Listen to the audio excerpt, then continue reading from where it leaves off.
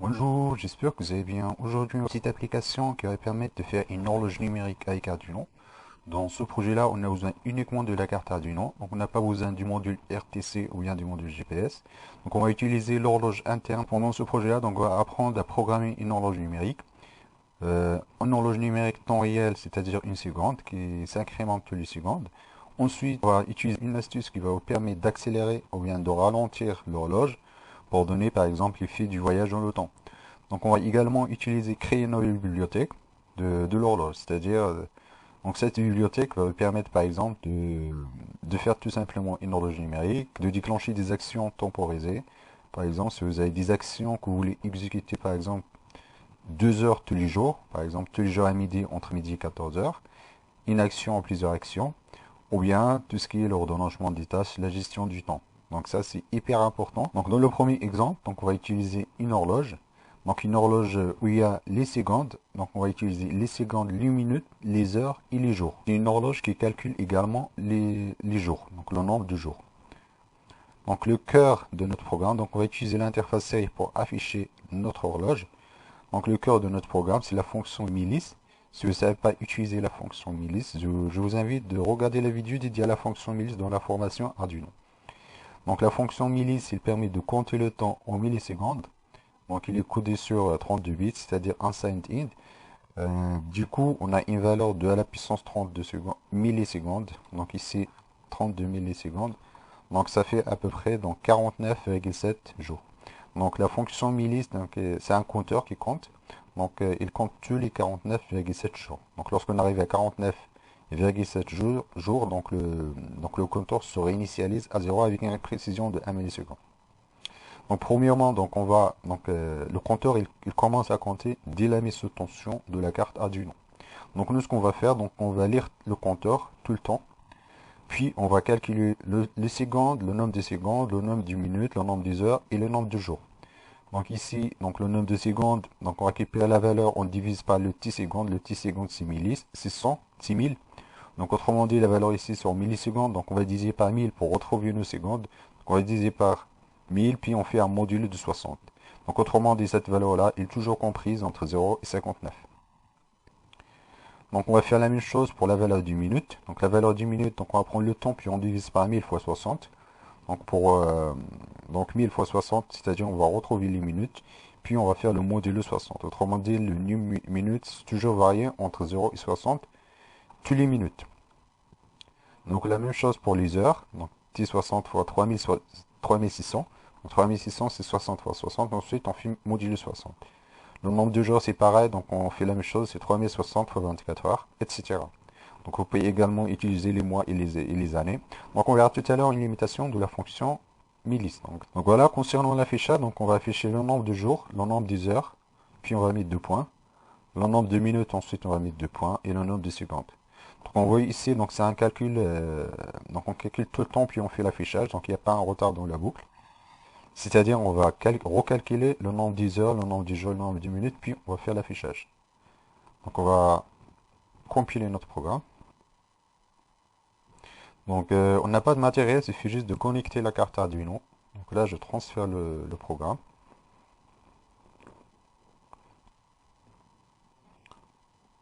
Ensuite je regarde le moniteur série. Donc vous voyez ici, je fais un affichage permanent. Et chaque seconde temps réel, donc le compteur s'incrémente. Donc j'incrémente ici les secondes. Donc ici, c'est les secondes. Ensuite, les minutes, les heures et les jours. Donc on voit ici, donc on ne peut pas attendre 49 jours pour arriver à la valeur maximale ici. Donc ce qu'on va faire, donc on va accélérer notre compteur pour qu'on puisse observer les minutes et les heures. Donc pour accélérer le compteur, donc il suffit par exemple de multiplier par une valeur un gain, par exemple une valeur qui est supérieure à 1. Donc par exemple, on va multiplier par 10. On va commencer par 10. Monitor série. Donc ici, j'ai une multiplication par 10 et là j'ai accéléré. Dès que j'arrive à 59, là j'incrémente les minutes. Donc pour regarder les minutes, le passage du minute vers les heures, donc je peux ajouter un autre 0. Donc je peux multiplier par exemple 500.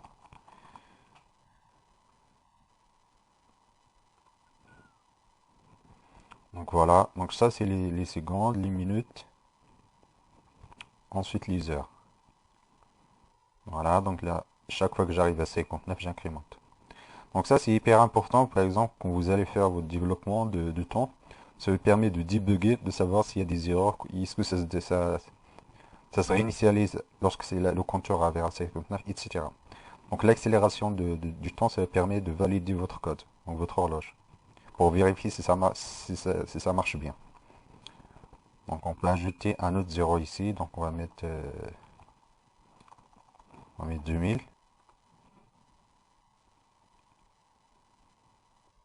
Donc là c'est encore lent, je vais encore ajouter un 0.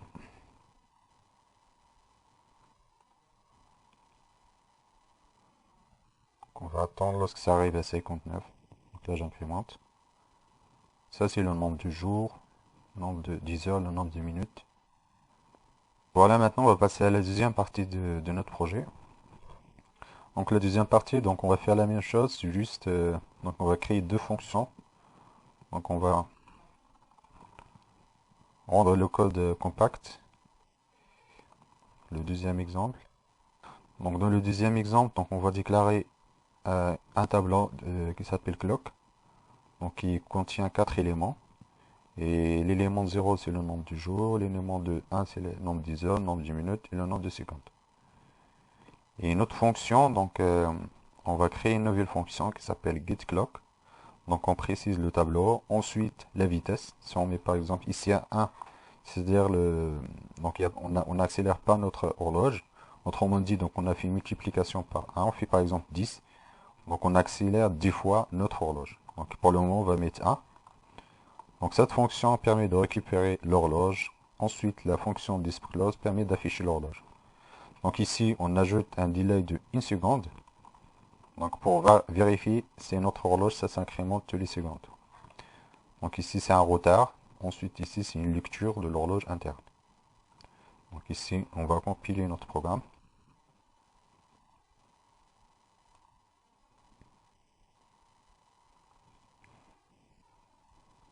Donc là, donc j'ai mis un délai d'une seconde. Et chaque fois que je roule mon horloge interne, il s'incrémente d'une seconde. Donc notre horloge, il est bien, il est précise. Donc ça, c'est hyper important, par exemple, cette fonction. Donc je vous laisse la fonction dans la description. Si j'enlève le retard,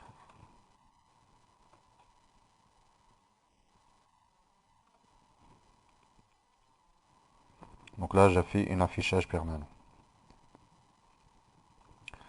Je vous laisse un lien de la description pour récupérer l'affichage getClock. Pour récupérer les champs de l'horloge, donc clock ici.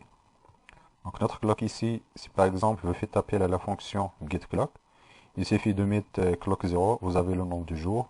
Vous mettez clock 1, vous avez le nombre des heures. Puis vous pouvez y accéder aux différents champs de l'horloge. Donc en utilisant, faisant appel au tableau. Donc ça c'est juste un tableau.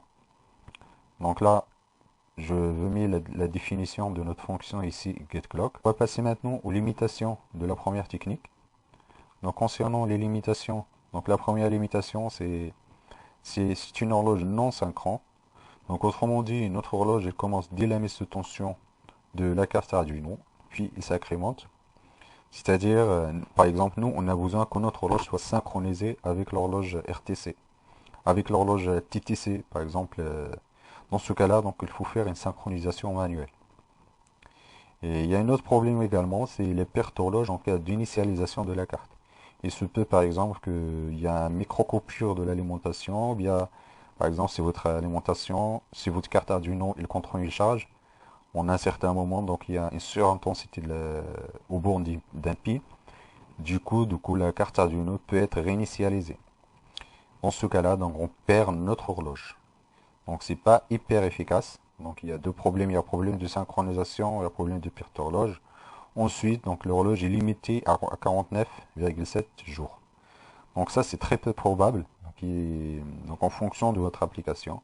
Si vous voulez par exemple juste déclencher une action en fonction d'une horloge ou bien quelques actions, donc ça il n'y a pas le risque. Donc la troisième limitation, donc l'horloge sera initialisée tous les 49,7 jours. Donc on verra dans d'autres projets donc comment prolonger donc la durée de notre horloge qui soit permanent. C'est-à-dire lorsqu'il y a une réinitialisation, il faut qu'on récupère l'horloge actuelle. Dans ce cas-là, il ne faut pas qu'on le perd. Si vous avez des questions, d'autres idées, n'hésitez pas à les mettre en commentaire. Je vous remercie de votre attention. À la prochaine vidéo.